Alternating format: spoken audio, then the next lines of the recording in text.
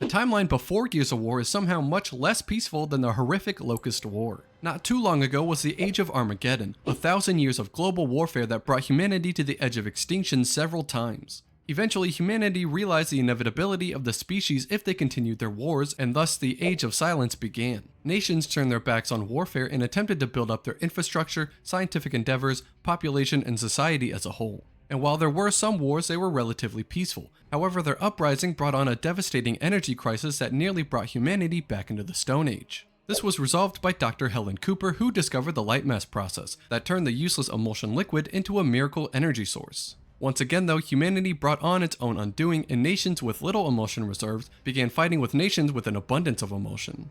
Thus, the Pendulum Wars would begin, pitting the coalition of ordered governments against the Union of Independent Republics. While this war initially did not appear to be a world-ending conflict, both sides continued to build up deadly weapons in attempts to achieve victory.